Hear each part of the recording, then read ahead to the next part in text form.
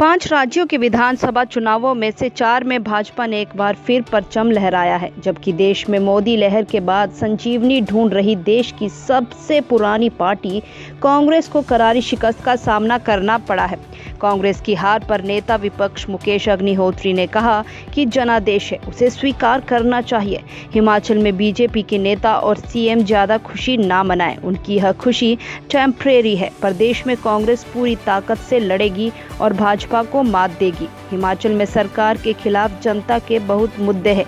हिमाचल में सीधी लड़ाई भाजपा कांग्रेस में रहती है, लेकिन अब पंजाब में आपकी जीत के बाद जो समीकरण बनेंगे उस पर नजर रहेगी। मुकेश ने कहा कि हर चुनावों की परिस्थितियां अलग होती है। कांग्रेस मजबूत रणनीति तैयार करेगी और भाजपा को सत्ता से उखाड़ फेंकेगी। आम आदमी पार्टी आ रही है, उसका तो सीधा इम्पैक्ट हिमाचल में भी पड़ेगा।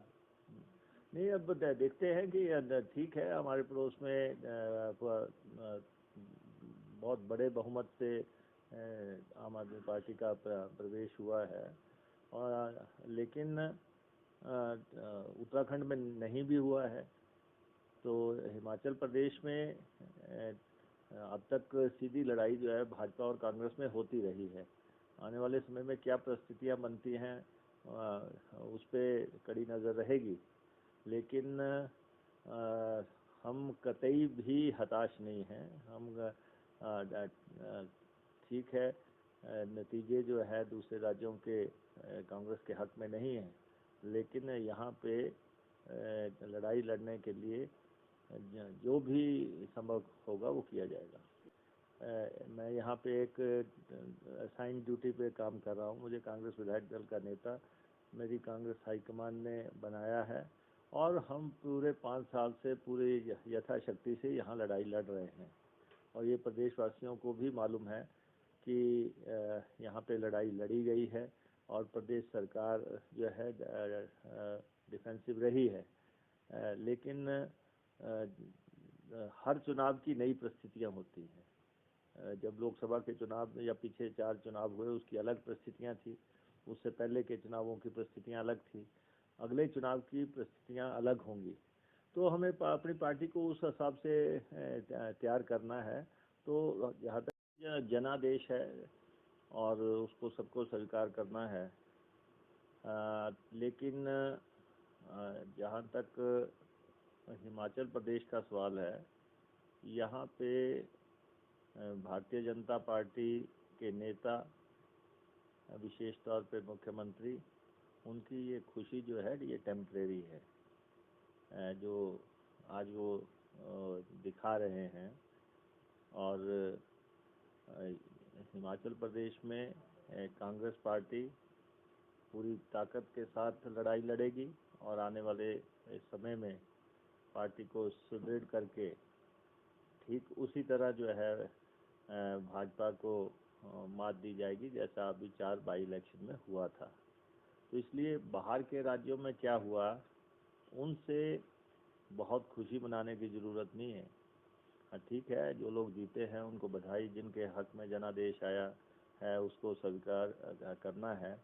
लेकिन हिमाचल प्रदेश में जो इस साल के अंत में चुनाव आने हैं, प्रदेश की भारतीय जनता पार्टी को भी अपनी स्थिति का एहसास है, और लगातार प्रदेश में इतने मुद्दे खड़े हो गए हैं इस सरकार के खिलाफ, इस सरकार की वो सारे मसले जब सामने आएंगे आने वाले समय में, जब चुनाव शुरू होगा, तो भारतीय जनता पार्टी को अपनी स्थिति का एहसास हो जाएगा।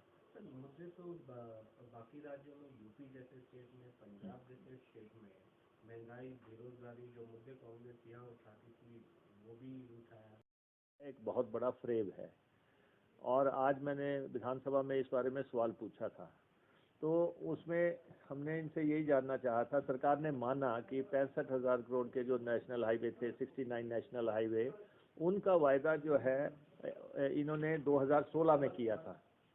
2016 में वायदा किया गया कि हिमाचल प्रदेश में नेशनल हाईवे बनेंगे।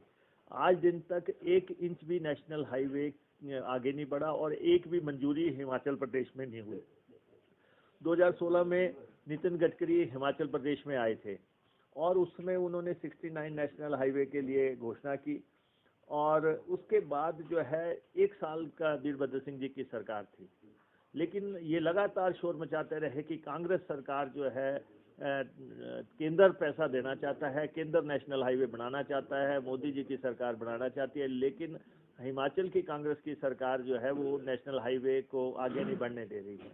जबकि 1 साल था 2016 में 14/9/2016 को अनाउंसमेंट हुई थी, तो 1 साल का समय था, इलेक्शन हो गया। उसके बाद आज 4.25 साल से भी ज़्यादा का समय हो गया, एक भी नेशनल हाईवे मंजूर नहीं हुआ, एक भी मंजूर नहीं हुआ। अब इन्होंने जो रिप्लाई दिया है तो इन्होंने कहा कि ये 63 सड़कों में से 69 सड़कों में से 58 सड़कों का ड्राफ्ट अलाइनमेंट रिपोर्ट जो है हमने कहते हैं बना दिया था 2019 में, अलाइनमेंट रिपोर्ट बना दिया था। और अब ये कह रहे हैं कि केंद्र सरकार जो है यार्ड स्टिक्स जो है, जो पैमाना है नेशनल हाईवेज का, वो तय कर रही है। और हमने इसमें पूछा था कब से कर रही है, तो कह रहे हैं 2019 से। यानी कि अब आप ये सीधा देख लें कि ये जो है इन प्रिंसिपल अप्रूवल हुई 6 साल हो गए और 4 साल हो गए ड्राफ्ट अलाइनमेंट रिपोर्ट भेजे हुए और 3 साल हो गए यार्ड स्टिक्स बनते हुए, लेकिन कोई फैसला हुआ नहीं, कोई नेशनल हाईवे सैंक्शन नहीं हुआ। और अब मुख्यमंत्री जी कह रहे हैं कि हमने 25 नेशनल हाईवे की अलग से बात चलाई है, फिर बाद में कहते हैं 9 नेशनल हाईवे की हमने अलग से चलाई है। मुख्यमंत्री जी ने आज दिन तक सिर्फ एक लेटर 2018 में लिखा जो हमने मांगा था, एक पत्र दिल्ली में लिखा है। तो ये जो नेशनल हाईवे, ना तो उस समय इन्होंने वॉल्यूम ऑफ ट्रैफिक देखा कि कितना होगा, पगडंडियों को भी नेशनल हाईवे कह दिया, सारे प्रदेश में होर्डिंग्स लगा दिए 65,000 करोड़ के नेशनल हाईवे बनने हैं। मैं अपनी कॉन्स्टिट्यूंसी में देख रहा था, वहीं पे लगाया हुआ था 4200 करोड़ रुपए के नेशनल हाईवे बनेंगे। और हमीरपुर पार्लियामेंट्री सीट पे लिखा हुआ था कि 22,000 करोड़ के नेशनल हाईवे अकेली उस सीट पे बनेंगे। तो ये सारे दावे इन्होंने किए। तो अब जो है, अब 8 महीने रह गए, इन्होंने कहा हम इफेक्टिवली काम करेंगे। आप बताएं कि मुख्यमंत्री जी कह रहे हैं कि इफेक्टिवली काम करेंगे, अभी तक तो वो उनकी इन प्रिंसिपल अप्रूवल और जो है सैंक्शन, जब सैंक्शन ही नहीं हुई, सैंक्शन होने के बाद जो है आपको लैंड एक्विजिशन करनी है, जमीन, और फिर आपने फैक्टर 2 लगाने की बात की है, 4 गुना मुआवजा देने की बात की है। इसका मतलब इस सरकार के मौजूदा कार्यकाल में तो एक भी नेशनल हाईवे ना तो बनेगा ना शुरू होगा। तो ये स्थितियां जो है सामने आई हैं। तो ये पूरी तरह नेशनल हाईवे में फेल हुए हैं। इन्होंने हिमाचल प्रदेश की जनता के साथ बहुत बड़ा फरेब और धोखा किया, इतना बड़ा ऐलान करके, और 7 साल के बाद एक भी नेशनल हाईवे ना बने, जबकि हिमाचल प्रदेश में सड़कें ही जो है भाग्य रेखाएं हैं। और ना तो यहाँ रेल लाइनों का अभी तक आगे बढ़ पाया, ना हवाई उड़ानों का हो पाया। तो सड़कों के मामले में ये जो बात रखी गई थी बिल्कुल झूठ निकली, फ्रेब निकली। इसलिए हम कह रहे हैं कि बार बार ये सरकार झूठ बोलती है, ये सरकार फ्रेब करती है, और इन्होंने नेशनल हाईवे पे भी फ्रेब किया है। मैंने जैसे कहा कि हर चुनाव एक नई चुनौती होता है,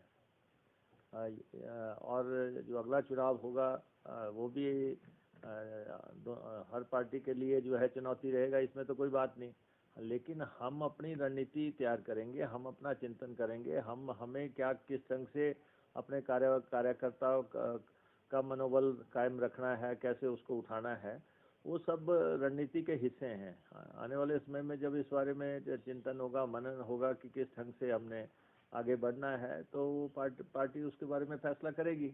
लेकिन मैं स्पष्ट तौर पे ये जरूर कहना चाहता हूँ कि दूसरे राज्यों में जो है हार हुई है, तो उससे आप ये कहें कि हमारी जो है लड़ाई लड़ने की एक क्षमता कम हो जाएगी, या हम जो है उस फोर्स से चुनाव को नहीं लड़ेंगे। हम पूरी ताकत से जो यथाशक्ति जिस पेस से हम लड़ते आ रहे हैं, जिस तरह हम लड़ रहे हैं, वो हम कायम रखेंगे।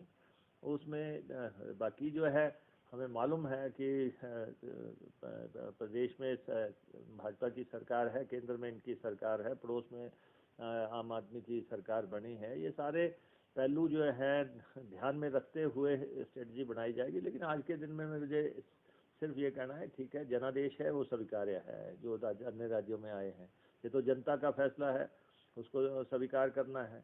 और हमें क्या करना है, ये सिर्फ आप उन राज्यों से जोड़ के मत देखें, हम अपने राज्य में रणनीति बनाएंगे और पूरी ताकत से जो है भाजपा सरकार को यहाँ से उखाड़ फेंकने के लिए जो भी संभव होगा करेंगे।